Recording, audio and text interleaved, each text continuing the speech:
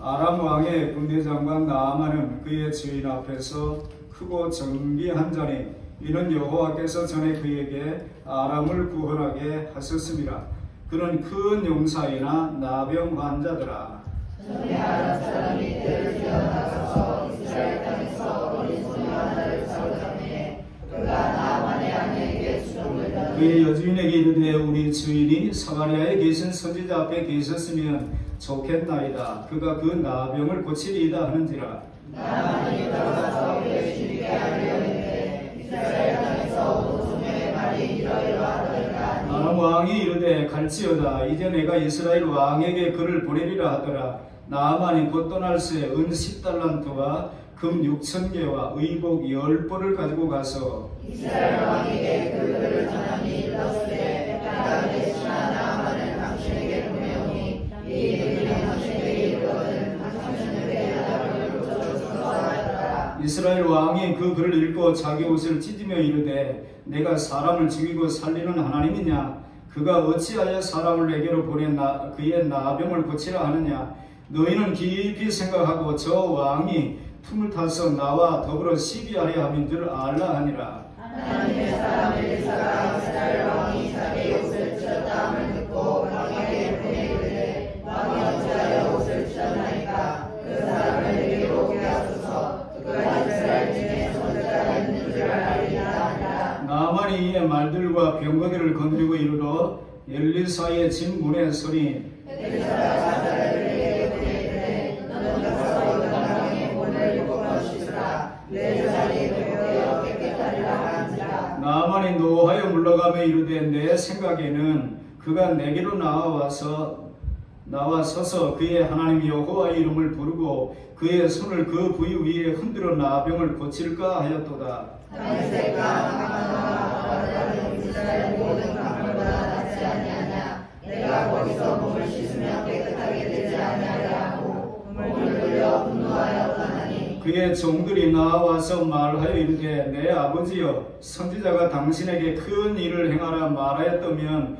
행하지 아니하였으리까? 하물며 당신에게 이르기를 씻어 깨끗하게 하라 함이니까 하니 나아만이 이에 내려가서 하나님의 사람의 말대로 요단강에 밀고 몸을 잠그니 그의 살이 어린아이의 살같이 회복되어 깨끗하게 되었더라. 나아만이 모든 군대와 함께 하나님의 사람에게로 돌아와서 그의 앞에 서서 이르되 내가 이제 이스라엘 외에는 온 천하에 신이 없는 줄을 아나이다. 청하건대 당신의 종에게서 예물을 받으소서 하니 이르되 내가 섬기는 여호와께서 살아계심을 두고 맹세하노니 내가 그 앞에서 받지 아니하리라 하였다. 나아만이 받으라고 황당하게 그가 거절하니라. 나아만이 이르되 그러면 청하건대 노새 2마리의 실을 흙을 당신의 종에게 주소서.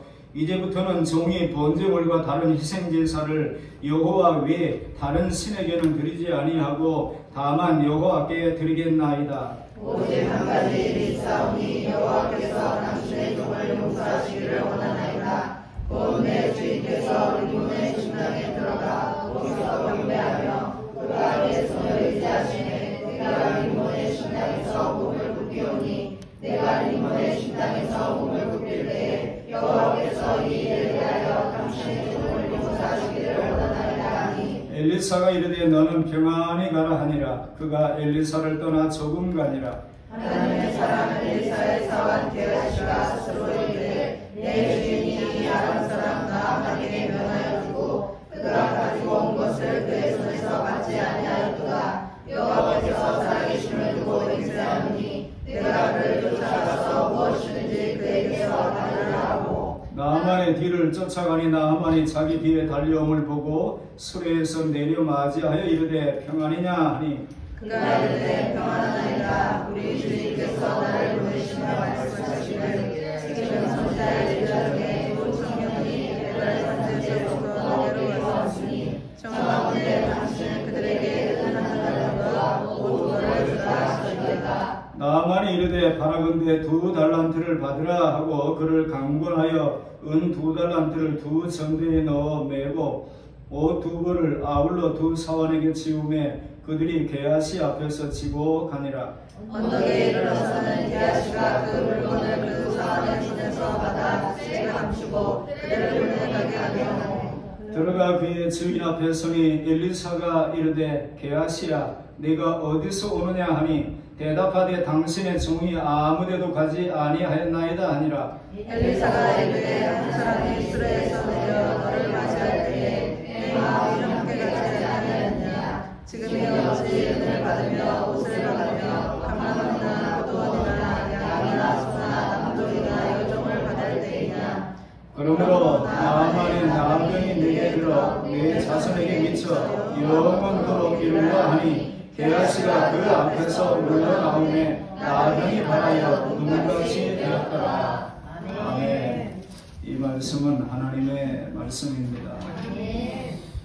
오늘 오전에 제가 전하고자 하는 말씀을 다 전하지 못하게 되어지면 오후로 이어서 그렇게 하도록 하겠습니다.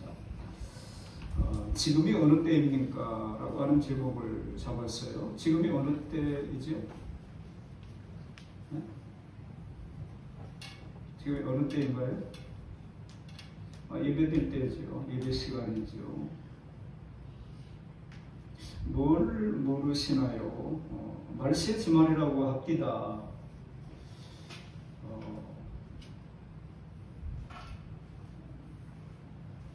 찬바람이 제법 부는 처소가 됐지요? 찬바람이 아침 저녁으로 제법 봅니다. 그런 때를 얘기하는 건가?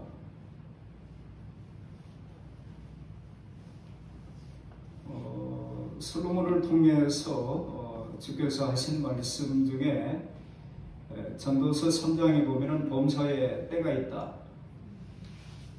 그렇죠? 우리도 뭐 늘 힘든 일만 있으면 어떻게 살겠어요? 제가 아침 방송에 어떤 목사님이 나이가 60 정도, 60 채 안 된 것으로 알고 있는데 아버지도 목사님이었고 근데 그분이 몸이 많이 안 좋다는 거예요. 근데 제가 가끔 뭐 자주 보지는 않습니다만은 설교를 들으면서 참 젊은 분이 꽤 괜찮다. 그냥 우리가 아버지보다 낫다고 하는 말은 아버지에게 욕이 아닙니다. 아버지가 들을 때 흥분하지 애비만 못하다. 사무엘 선지자가 힘들었던 게 뭐죠? 성경에 보면은 아버지만 못한 자식들이 너무 많이 나오는데 그 목사님을 이렇게 아는 사람들이 아버지보다 낫다고 하더라고요. 그건 칭찬입니다. 그런데 그분이 그 약을 먹고 나오지 않으면 설교하기가 힘든 경우들이 많다. 의자를 급기야는 이제 의자를 놓고 앉아서 하다가 약기운이 떨어지면 중간에 설교를 그만할 테니까 그런 줄 아시라고. 근데 그 말 속에 눈물이 들어있어요. 찬양대의 그 교인들이 그 목사님은 그런 이야기를 하는데 그들의 마음이 얼마나 또 아프겠어요. 예전에 하용주 목사님이 설교 세미나를 한다고 해서 많은 그 신학생들, 목회자들이 모였는데 결국에 그분이 세미나를 하지 못하고 앉아서 돌아가시기 전에 앉아서 설교를 많이 했죠. 힘이 없어서. 어떻게 하면 하용주 목사님처럼 설교를 할 수 있을까? 잘할 수 있을까? 저분이 설교 준비를 어떻게 하는가? 그 얘기를 들으려고 왔던 많은 목회자들이 결국에 듣고 가는 말은 뭐였냐면은 여러분 하체에 힘을 키우십시오. 하체에 힘을 키우라고. 그러니까 힘이 없어서 서서 무슨 말을 오래 할 수가 없다는 거예요. 그리고 끝났습니다. 때가 있어요. 때가. 아무 때나 마음만 먹으면 되는 게 그 얼마 되지 않아요. 마음은 있어도 안 되는 일들이 많단 말이죠. 웃을 때가 있으면 울 때가 있고 버릴 때가 있으면 취할 때가 있고 그 전도서 3장의 범사에 귀환이 있다. 때가 있다. 여러분이 감을 잡으셨나 모르겠어요. 왜 나만이 고침을 받은 내용 그 앞부분을 우리가 굳이 봐야 되는가?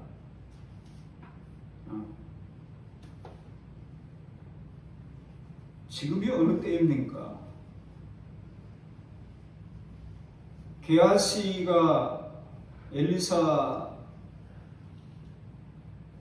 들은 말이죠. 지금이 자 26절에 보니까 엘리사가 이르되 한 사람이 수레에서 내려 너를 맞이할 때에 내 마음이 함께 가지 아니하였느냐.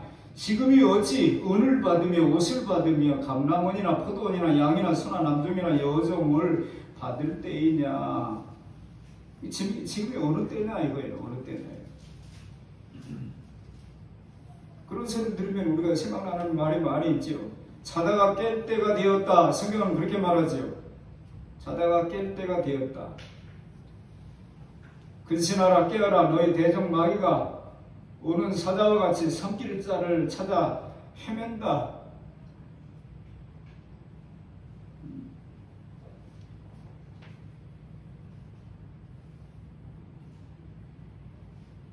방탕한 생활을 이제는 중단하고 빛의 자녀들처럼 호색을 버리고 음란을 버리고 성경에 버리고 우리가 어떻게 살아야 될 것인가, 이런 부분에 대해서도 당부하시는 말씀들이 성경에 많이 나와 있죠. 지금이 어느 때인가 우리가 이 시기를 잘 알지 못하면 야고보서에 보니까 너희가 말세의 재물을 쌓았다. 그것도 나중에 심판의 근거가 된다는 거예요. 뭐 그런 얘기도 있고 성경에 보면은 그 어떤 지금이 어떻게 살아야 되는데 우리가 그렇게 맞춰 살지 못하는 부분에 대하여 이렇게 짚어주신 말씀들이 꽤 많이 있어요.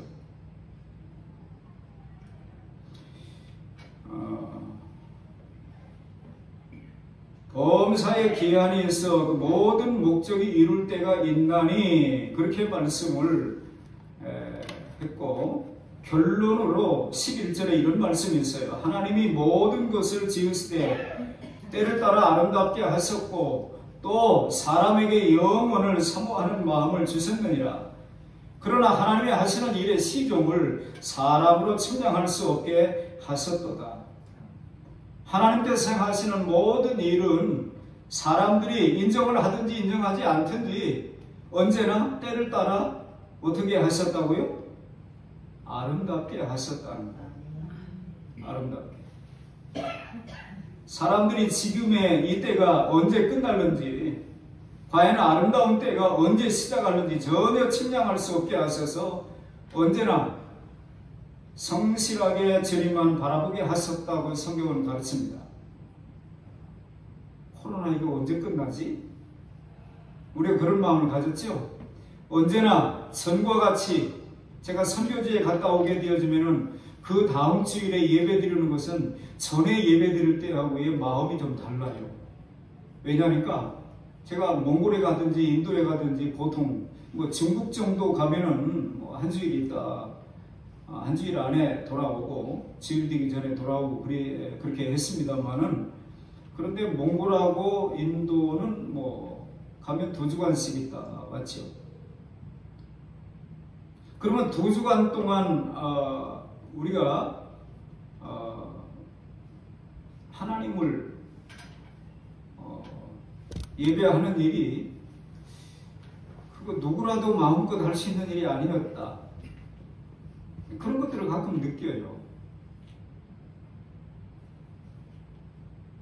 마음껏 예배할 수 있는 이 자유가 이게 보통 자유인가? 코로나가 오니까 몇 명 이상 모이지 말아라, 뭐 이런 정부의 지침도 우리가 받기도 하고, 물론 우리는 거절했습니다만은 벌금을 내겠다고 하니까 또 벌금 물리지도 않고 그 다음부터 찾아오지도 않고, 한번 살짝 찔러 보니까 야 이건 진짜구나, 뭐 그랬는지도 모르겠죠. 한번 찔러 보면은 이제 나오니까.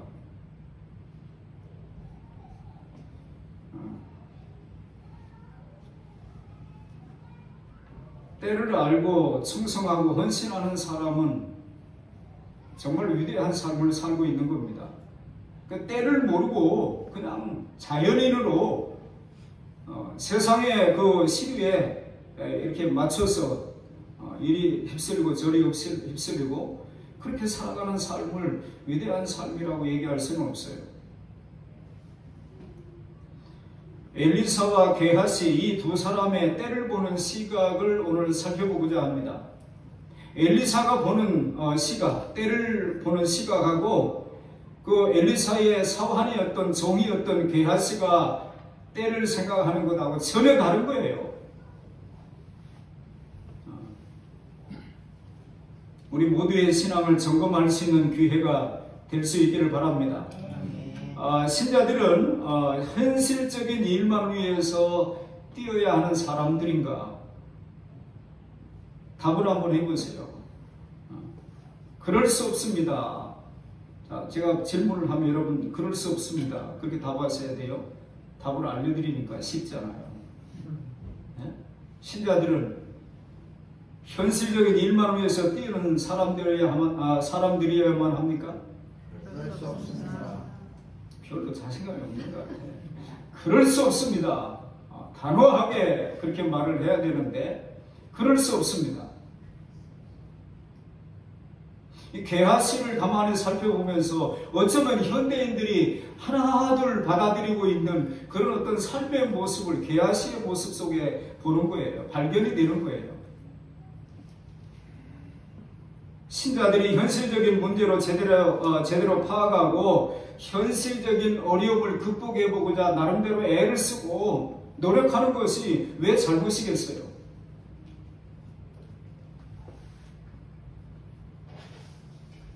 그러나 현실 속에서 장래를 보지 못하고 현실적인 일에 급급하다가 정작 중요하고도 근본적인 문제들을 놓쳐버리는 어리석음을 우리는 범할 수 없다 이 말이에요.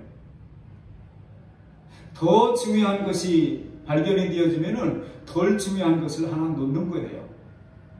이 손에 뭔가를 들고 있는데 더 중요한 것을 잡으려고 그러면 이걸 놔야 그걸 잡을 거 아니에요.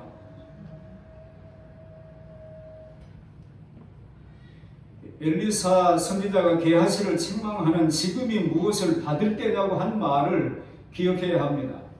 다시 말하면 지금은 과연 약간의 물질로서 한두 사람이나 단체를 돕는 것으로 만족할 때냐? 그렇게 질타하는 거예요. 미래를 생각하지 못하는 현실, 더욱더 근본적이고 우선적인 문제가 무엇인지도 알지 못하면 소망은 없습니다. 게하시의 행동을 살펴보면서 우리의 삶을 돌아보는 기회가 될 수 있기를 바랍니다. 먼저는 게하시의 교회에 대한 현실적인 걱정이에요.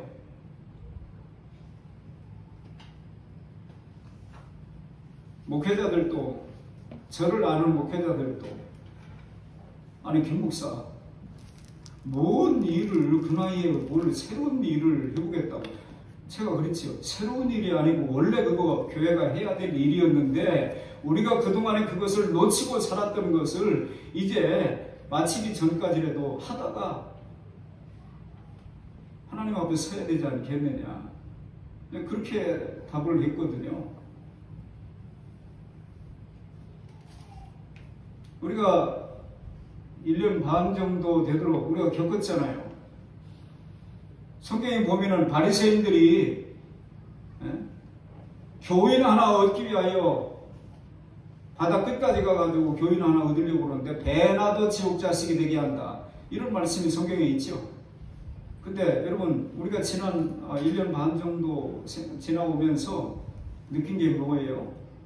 교인 하나 얻기가 정말 힘들다는 걸 알았죠. 그것도 안 믿는 사람을 믿게 하는 일이 얼마나 힘든 일인가. 오늘 또 꼬마들이 지난주에도 나오고 이번주도 나오고 그래서 얼마나 반갑고 좋은지.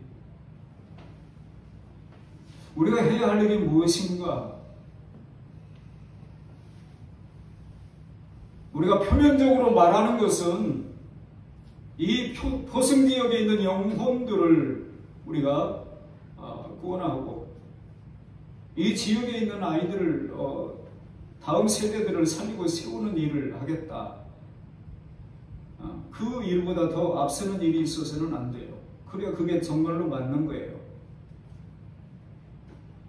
그건 하나의 부실이고 다른 데 목적이 있다고 한다면 사람은 몰라도 사람은 속아도 주님은 안 속지 않겠어요? 내가 니들 마음을 다 안다 그러면은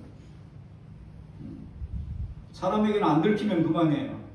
근데 주님은 폐부를 살피시는 분이니까. 자, 4장 초입에 보면, 자, 성경은 끊어서 보면 안 돼요. 어떤 사람이 기가 막히게 어떤 목사님 말씀을 쪼갠다고 그러는데 쪼개면 안 돼요. 자꾸 붙여야 돼요. 이어야 돼요. 4장에 있는 것을 5장으로 끌고 오고 5장에 있는 것을 6장으로 또 끌고 가고 이렇게 해야 성경의 원래의 뜻을 제대로 알게 되는 것이지, 하나 뚝 따가지고 우리가 이단이라고 얘기하는 사람들은 구절구절을 따가지고 자기들의 입맛에 맞게 해석하고 받아들이는 경우들이 많거든요. 그거 아니란 말이에요. 자, 4장 초입에 무슨 얘기가 나오죠? 제가 가지고 있는 성경에 보면은 과부의 기름그릇, 뭐 그렇게 제목을 달았어요. 그런데 이 과부는 그냥 뭐 남편 이루면, 남편이 먼저 세상을 뜨면 과부죠. 남편이 없으면. 그런데 그런 보통 과부가 아니에요. 선지생도의 아내였어요. 우리로 얘기하면은 목사 후보생으로 신학교에서 공부를 하고 있는 그런 사람이었는데 그 사람이 죽었어요. 우리의 그 단순하게 생각하면 하나님이 그런 사람은 살려줘야죠. 그렇지? 죽을 것도 살려줘야 맞는 거 아닙니까? 왜? 신학생이니까. 왜? 목사니까. 왜? 우리 나름대로 어떤 그런 논리들이 있다 이 말이에요. 그런데 아니 그냥 남편이 죽은 것도 힘든 일인데 문제는 뭐냐면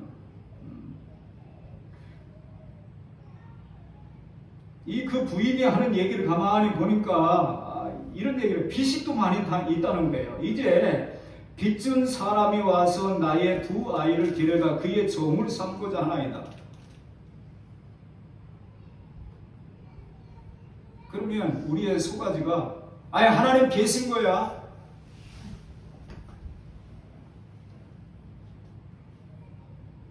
아니 빚이라도 없든지 아니면 남편이 돈이 없으면은 건강이라도 해서 열심히 벌어먹고 살 수 있는 모래도 되든지. 그런데 이 사람이 엘리사에게 거짓말할 리가 없지요. 자기 남편이 하나님을 경외하는 사람이었던 것을 당신도 알지 않느냐는 거예요. 1절에 그렇죠. 당신의 종이 여호와를 경외한 줄은 당신이 아시는 바이니이다. 그런데 체주들이 와가지고 이번에 언제까지 돈 못 갚으면은 당신 아들 둘 내가 데려간다고. 돈 가지고 와. 그럼 다시 당신 아들 내줄 테니까. 뭐 그런 얘기 아니겠어요? 선지자의 생도가 죽고 그 아내가 두 아이를 어떻게 먹고 살 방법도 없는데 빚 때문에 결국에 그 아들들도 데려가겠다는 거예요.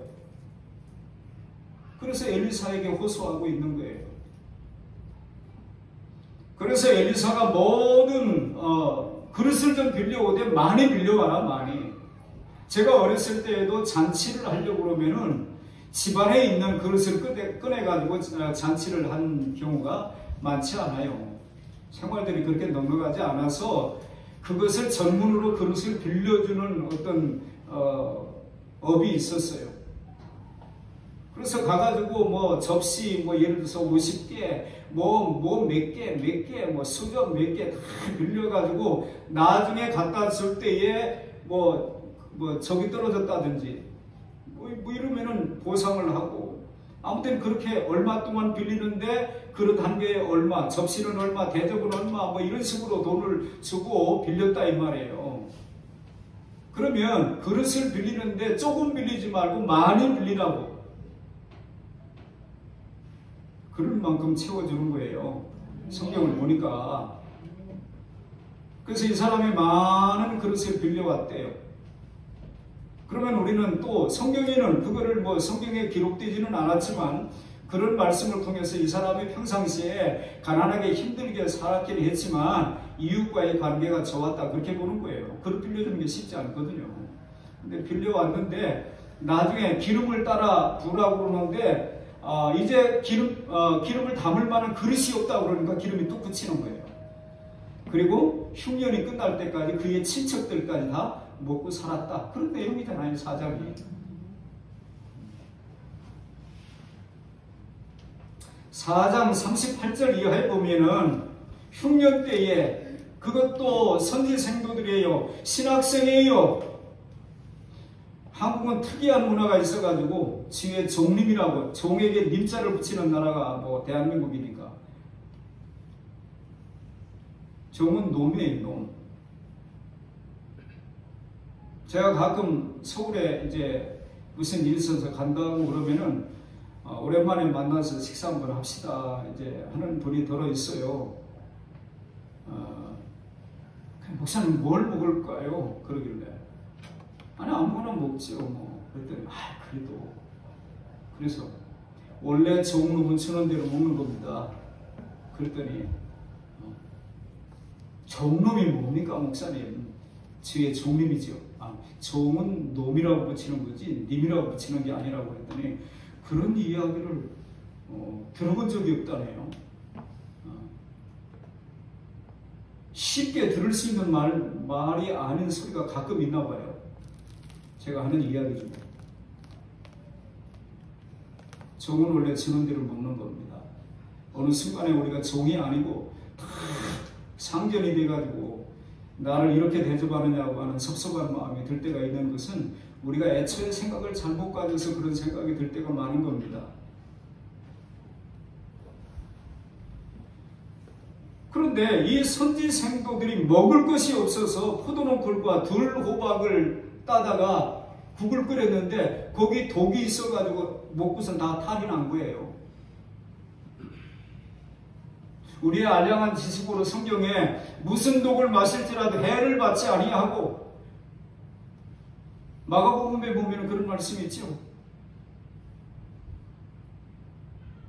그러니까 성경을 자기식으로 갖다 써먹는 사람이 되어지면은 성경의 의도와는 전혀 관계없는 식으로 해석을 하기 때문에 전혀 같은 하나님을 믿는데 자기가 만들어 놓은 하나님을 믿는 사람이 될 수 있는 거예요. 그래서 결국에 그 문제도 엘리사가 해결해 준 거죠. 독이 들어가지고 사람들이 다 죽게 생겼는데. 그리고 5장에 나아만이 고침을 받는 사건이 나오고 게하시가 엘리사 선지자 몰래 가가지고 뭔가를 받아온 것 때문에 지금 문제가 된 거잖아요. 그리고 6장에 가게 되어지면은 비좁은 신학교가 좁아요. 우리로 얘기하면은 교회가 좁든지 학교를 확장하든지 교회를 확장하든지 그래야만 되는 상황이 온 거예요. 그래서 선생님 학교가 너무 좁아요. 학교를 좀 확장했으면 좋겠어요. 그래 그러면 학교를 확장하려고 그러면 나무를 찍어서 그 일들을 해야 되는데 선생님도 좀 같이 가시죠. 그래서 엘리사도 함께 갔다는 거 아닙니까? 그 선지 생도들하고 같이 요단강가로 가가지고 도끼를 가지고 나무를 찍는데 도끼다리 빠져서 요단강에 빠져버린 거예요. 그때의 선지 생도들이 하는 말이 네 주여 이것은 빌려온 겁니다. 도끼 하나도 자기 것이 없어요. 빌려온 거예요. 제가 가끔 생각하는 것이 그겁니다. 베드로와 요한은 은과 금 내게 없거니와 그랬는데 요즘의 예수쟁이들, 요즘의 목사들은, 요즘에 하나님의 일을 하는 사람들은 너무 많아요, 돈이.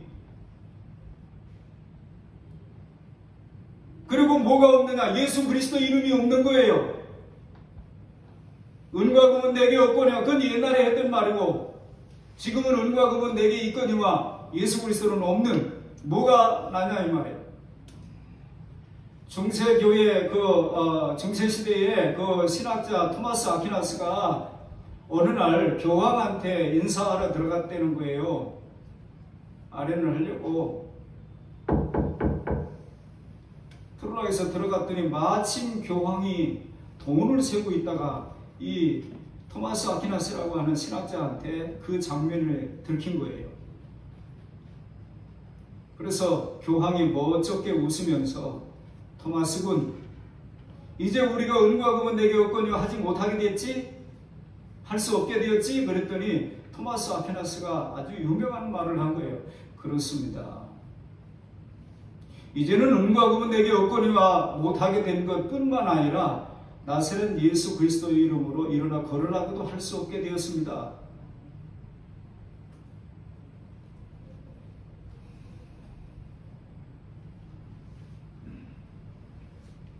뒤집은 신학교 건물을 지으려고 하다가 도끼날이 빠져가지고 그 빌려온 건데 이거 어떻게 하면 좋냐고. 이런 난감한 상황이 없어야 우리는 하나님이 복 주셨다, 은혜를 주셨다 이렇게 생각을 하는데, 뭐 4장을 봐도 그렇고 5장을 봐도 그렇고 선지자의 생도가, 선지 학교가 좁고 이런 내용이 계속되는 것을 우리가 보는 거예요. 근데 그 과정에 게하시가 하는 행동이 과연 잘못된 행동인가? 신학생들이 어려워가지고 살기가 어렵고 남편도 죽고 체주한테 시달리고 있고 아들도 볼모로 잡아가겠다고 그러고 먹을 것이 없어서 들로바 끓여 먹다가 독이 들어가가지고 죽게 생기고 신학교는 좁고, 그러면은 나만이 지금 올 때에 엘리사에게 올 때에 바리바리 싸가지고 왔어요. 선물로, 예물로 주려고. 병 고쳐주면. 그런데 웬일인지 엘리사는 안 받겠다는 거예요.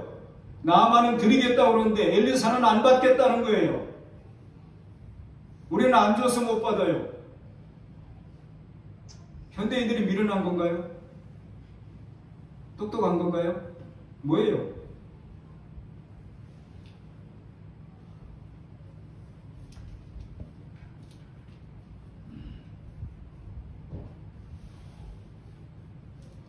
나만이 받으라고 강권하되 그가 거절하니라. 우리는 뭐 손이 없어서 못 받지, 안 줘서 못 받지, 손이 없어서 못 받나. 잘 쓰면 되는 거 아니에요? 얼마든지 합리화시키고 정당화시킬 수 있어요.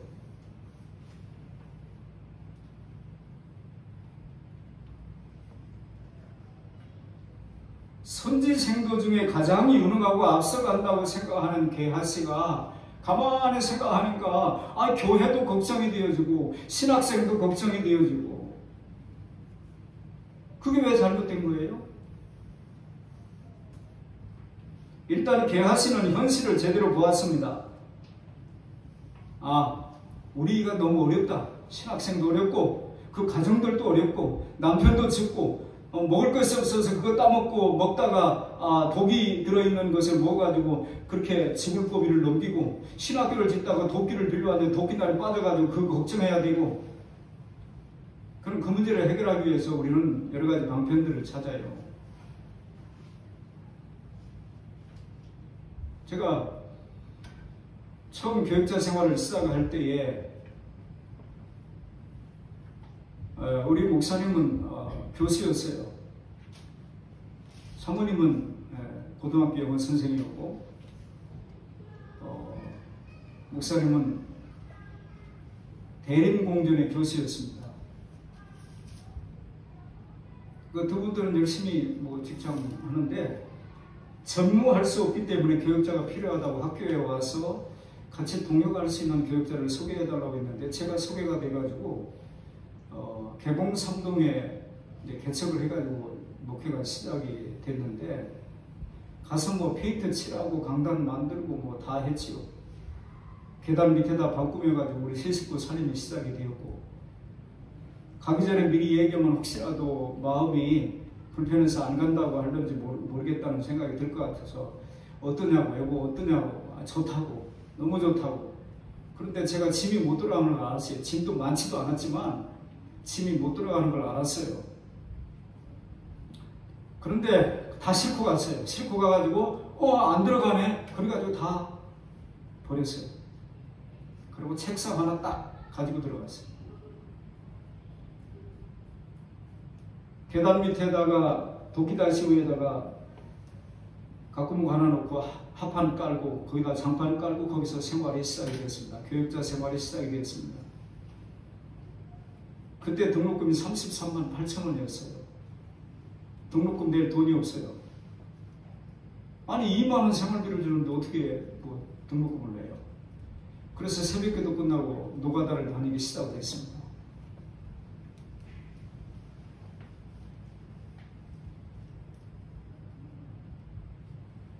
한 번도 교회에 지장을 준 적이 없어요.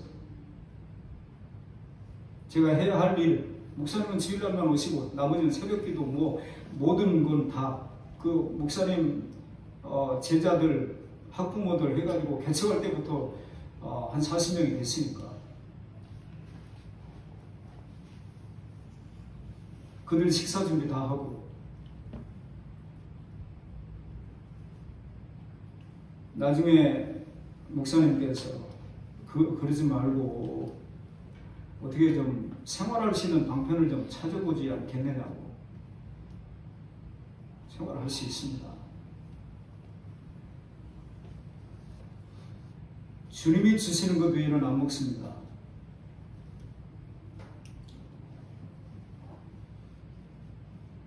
주님이 어떻게 예민하게 우리의 삶을 돌보시는지를 저는 그때 거기서 경험을 했어요. 아, 지금도 까마귀가 있구나.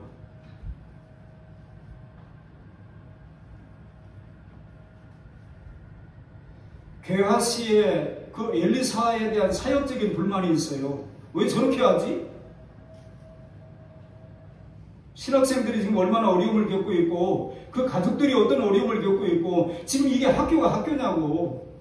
그런데 달라고 미리 하는 것도 아니고 드리겠다고 하는데 안 받겠다고 하는 건 또 뭐예요?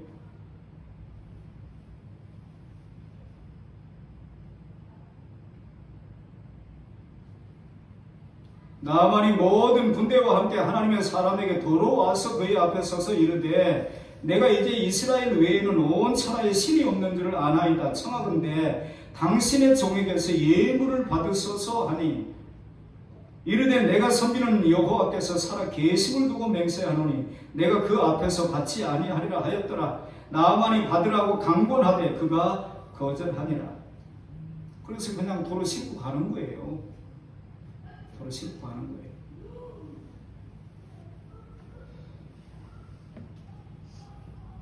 20절에 보니까 하나님의 사람 엘리사의 사환 게하시가 스스로 이르되 내 주인이 엘리사가 이 아람 사람 나아만에게 면하여 주고, 이 면하여 줬다는 게 뭐예요?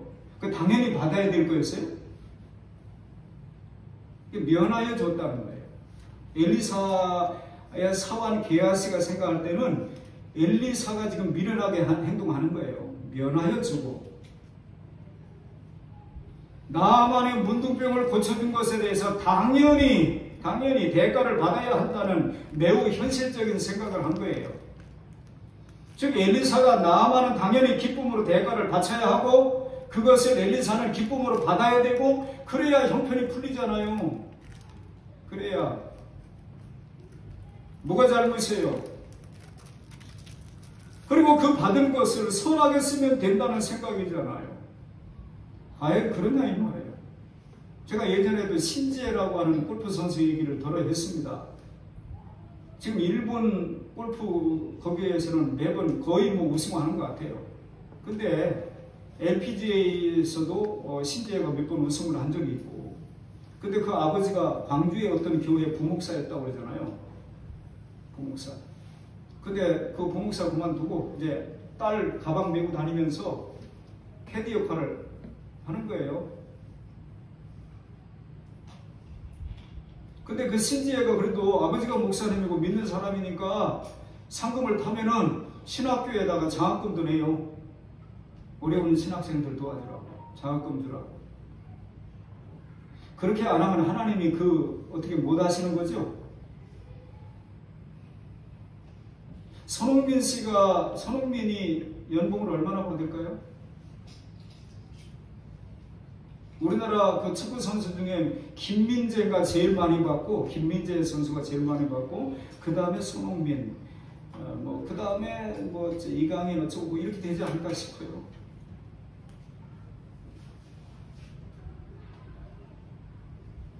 좋은 일을 하면 되잖아요. 그리고 경기 없는 날은 교회 와서 예배 드리면 되고. 그것도 훌륭해요. 그것도 안 하는 사람이 있으니까.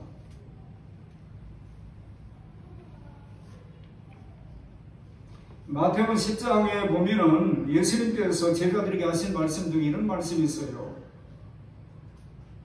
병든 자를 고치며 죽은 자를 살리며 나병 환자를 깨끗하게 하며 귀신을 쫓아내되 너희가 거저 받았으니 거저 주라. 주님이 하신 말씀이거든요. 근데 어느 날 이게 이제 주고받는 일에 익숙해가지고 그 병고침을 받고도 아무런 행동도 안 하면 괘씸하게 생각이 드는 거예요. 그런 은혜를 받았으면 당연히 감사한국 해야지. 물론 성경에 모세의 명한 예물을 드리라고 하는 것이 그건 하나님께 드리는 것이고, 근데 왜 자기가 하나님도 아니면서 드리고 안 드리는 것에 대해서 그렇게 어느 날 섭섭한 생각을 갖느냐 이 말이에요. 왜 우리가 하나님의 사람입니까? 왜?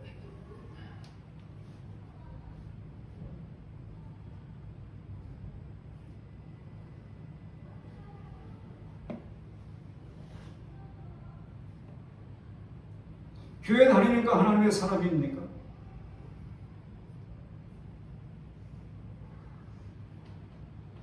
하나님이 우리에게 은혜를 주시고 사랑하실 때에는 전혀 계산이 없어요. 우리가 연약할 때, 우리가 죄인 되었을 때, 그 계산했다고 그러면 우리가 뭐 그런 은혜를 사람을 받을 만한 존재나 됩니까?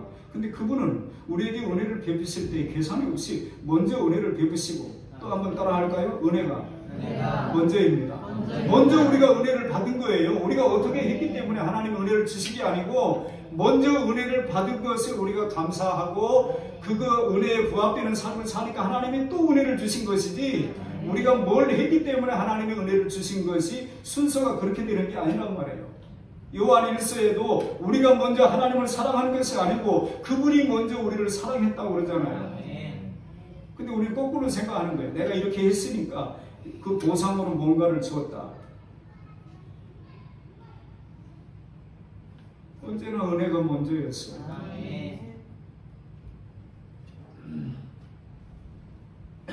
왜 우리의 삶이 그렇게 계산적인가? 타산적인가?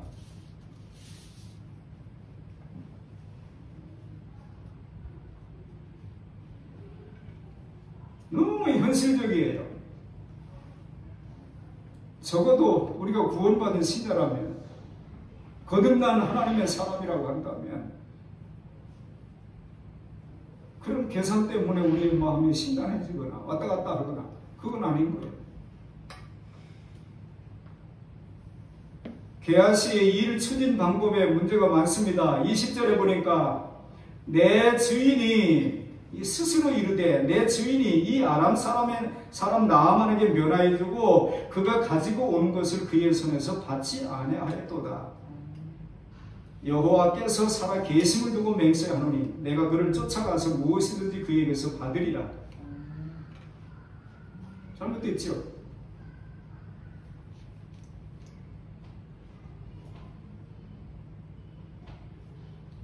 과연 굉장한 추진력이에요. 그러나 이 추진 방법에 너무나 많은 문제점들이 도사리고 있는데 여호와의 이름으로 맹세를 자기가 하는 거예요. 그러니까 자기가 하는 일이 정당하다는 거죠. 가끔 이제 현대인들이 사용하는 말 중에 주님의 이름으로 축복합니다. 그러면은 아멘 그래요. 축복하는 내용을 듣지도 않았는데 주님의 이름으로 축복합니다. 그러면 아멘 그래요. 뭘 축복했는데 이렇게 되기를 바랍니다. 그 내용이 있고 난 다음에 축복합니다. 이렇게 축복합니다라는 말을 안 해도 그 내용 이렇게 되기를 바랍니다 한 것이 축복한 거거든요. 근데 내용도 없고 축복한다고 해요.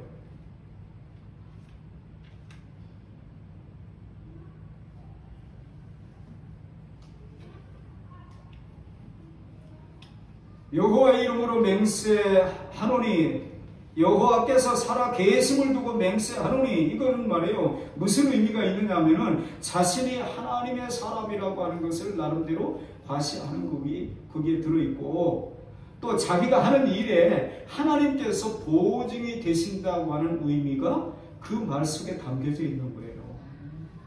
왜 그냥 자기 생각에 그래서 하는 것으로 하지, 왜 여호와께서 살아 계심을 두고 맹세하노니 왜 이 말을 하느냐 이 말이에요.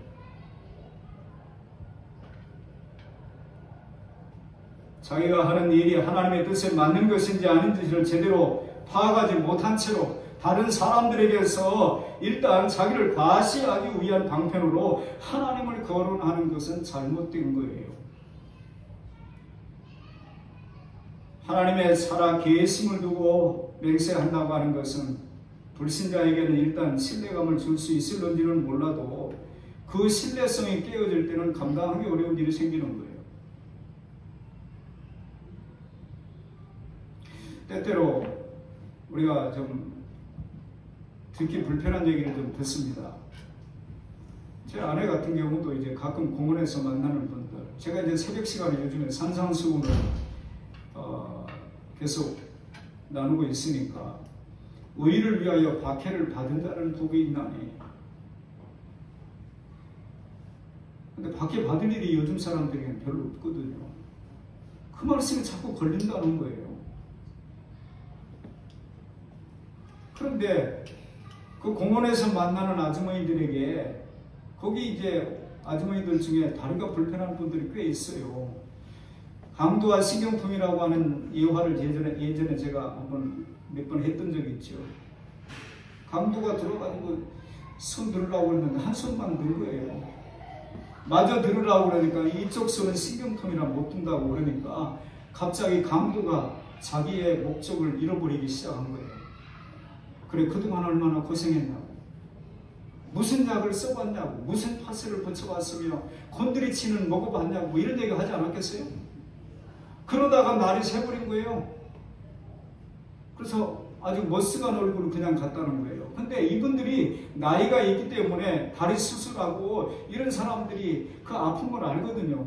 수술 안 한 사람은 지금 그래서 아프고, 한 사람은 지금 이제 그게 회복되는 과정 중에 있기 때문에 아프고, 아무튼 아파요. 근데 한 아주머니가 마음 아픈 소리를 한 거예요. 사모님 다리 아픈 거 고쳐주시면 하나님이 계신 거고, 그러면 우리 막 난감한 거예요. 이거 어떻게 답을 해야 되는가.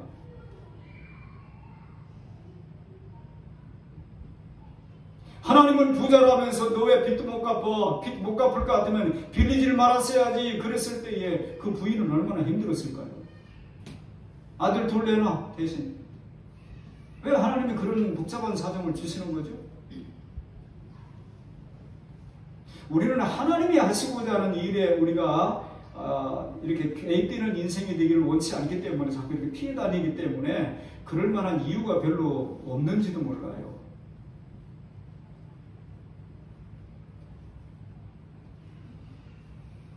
쫓아간다고 하는 말은 사람으로서 할 수 있는 가장 적극적인 방법을 사용한다는 뜻이고, 무엇이든지라고 말을 했죠. 무엇이든지라고 하는 말은 수단 방법을 가리지 아니하고 어떻게 해서든지 자기가 하고자 하는 일을 하고야 말 것이라고 하는 자기 의지의 표현이 거기에 담겨져 있는 거예요.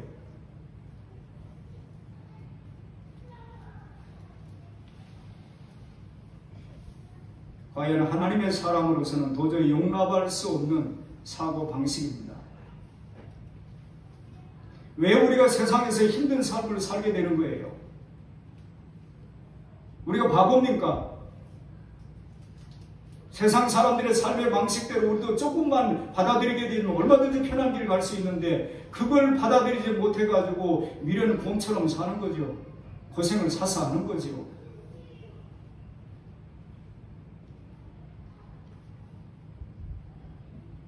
하나님의 백성이기 때문에 할 수 있는 게 있고 해서는 안 되는 것이 있다 이 말이에요.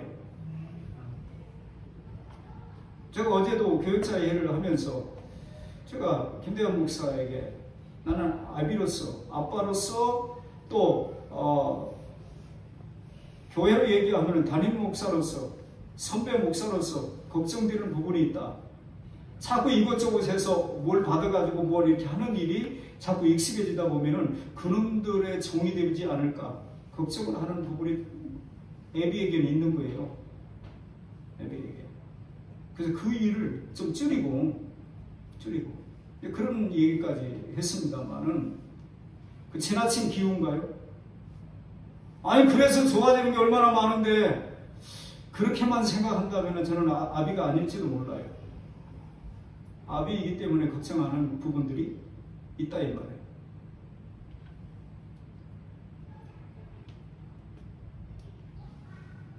뻔히 알면서도 당하는 경우가 얼마나 많습니까? 세상 사람들처럼 이 방법 저 방법 동원하게 되어지면은 갈등하고 고민하고 힘들어할 이유가 없는 부분들이 많이 생길 거예요. 근데 그걸 받아들일 수 없기 때문에 그것 때문에 힘들어하는 부분들을 위해 삶 가운데 많이 있는 거죠.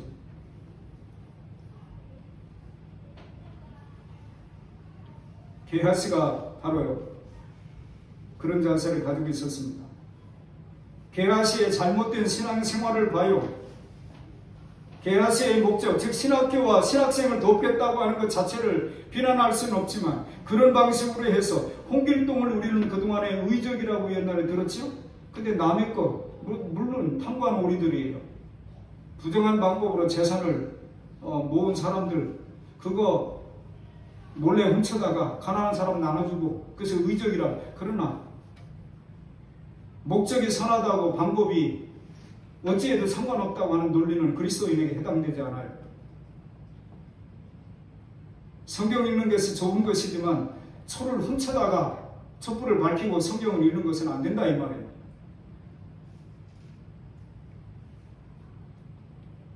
목적이 선하다고 그 수단이 잘못되어도 합리화시켜줄 수는 없습니다. 게하시는 거짓과 속임을 사용했어요. 게하시는 2번 속임을 사용했는데 첫째는 나만을 향해서 거짓말했죠. 22절에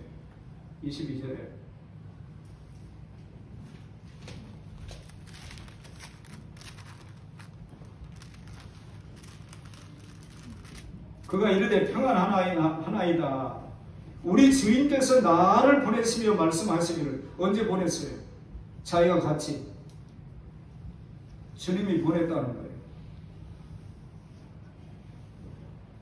나만을 향해서도 거짓말했고 나중에 25절에도 보니까 게하시야 내가 어디서 오느냐 물었을 때에 나만 만나고 왔는데요. 이래야 되는데 뭐라고 대답했죠? 당신의 종이 아무데도 가지 아니하였나이다. 당신의 종이 아무데도 가지 않았다는 거예요. 거짓은 또 다른 거짓을 낳아요. 천연덕스럽게 거짓말을 합니다. 목적이 수단을 정당화할 수는 없습니다. 오늘날의 신자들, 오늘날의 교회 어쩌면 우리가 그런 함정 속에 우리도 모르게 자꾸 들어가지 않을까요? 주님의 은혜라고 말하면 되잖아요. 아유 주님이 우리 형편을 아시고 예를 들어서 지나가다가 새벽기도 끝나고 가다가 지갑을 하나 주셨는데 지갑 속에 한 10억이 들어있다고 생각해 보세요. 주님이 내 사정 어떻게 아시고 주님의 은혜입니다. 여호와 이래 아는 건 또 많아가지고 막 그러면 될까요?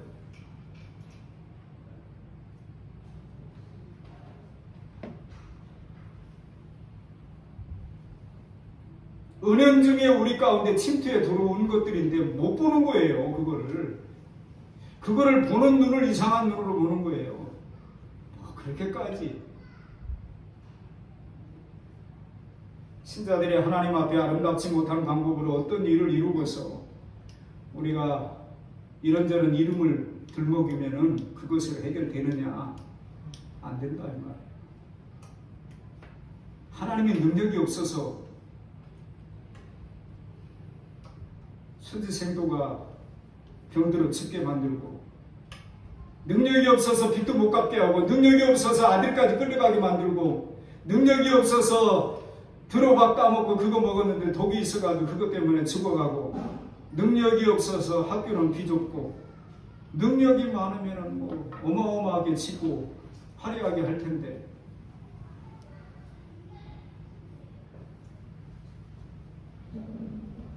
현실과 신앙은 다르지 않느냐고 항변하시겠습니까?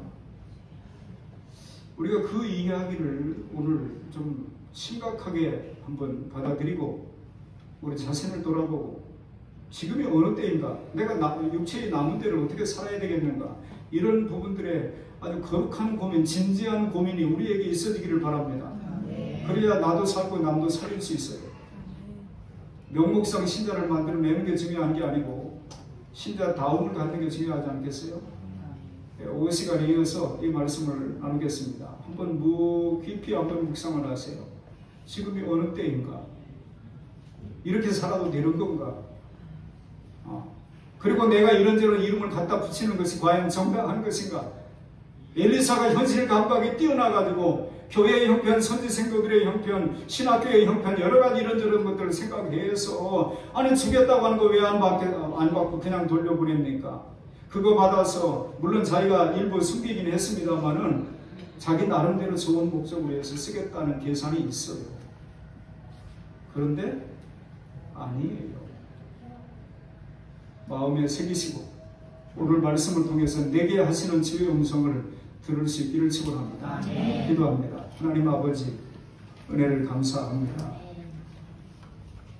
때를 아는 삶은 전혀 다른 삶으로 나타날 수 있겠다고 하는 생각을 제대로 해봅니다. 때를 잘 모르게 되어지면 그냥 떠밀려 살고 하던 습관대로 살고 나 보기에 좋은 대로 살 뿐입니다. 때를 분별할 수 있는 은혜를 주시고 때에 맞는 감각된 신념으로 살아가는 저희들 모두가 되게 하여 주시옵소서. 예수님의 이름으로 기도하옵나이다. 아멘.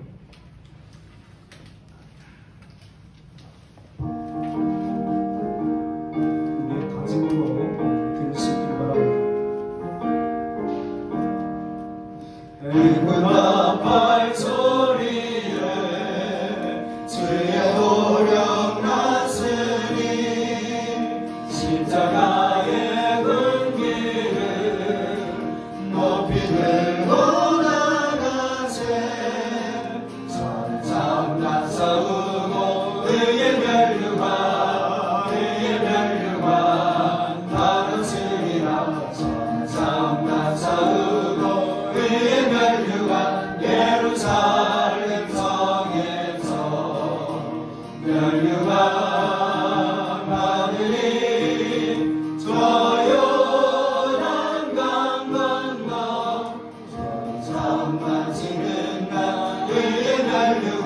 예루살렘 성에서 악한 마귀 권세를 모두 깨쳐버리고 승리하신 주님과 승강가를 들으세 전상간 싸우고 그의 멸류관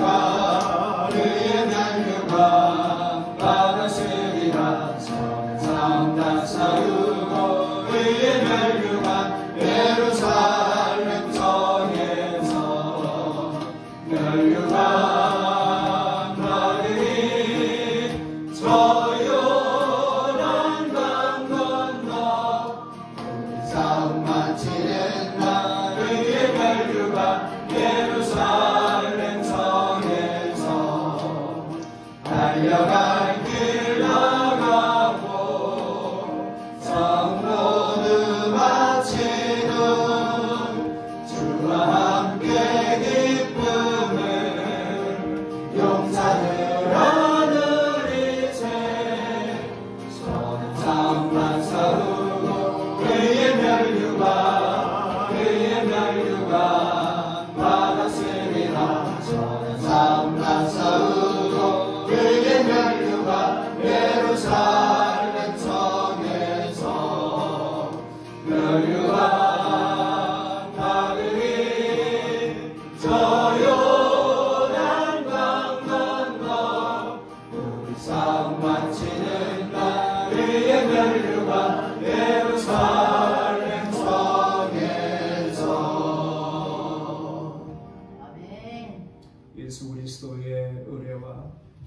하나님 아버지의 극진하신 사랑하심과 보혜사 성령님의 교통케 하시는 놀라우신 음성이 지금이 어느 때이냐고 묻는 주님의 물음 속에 담겨져 있는 의미를 제대로 살피고 때에 걸맞게 합당한 삶으로 남은 때를 살아가겠습니다. 다짐하고 돌아가는 사랑하는 모든 교우들 머리 위에 이제로부터 영원까지 함께 있을지어다. 아멘.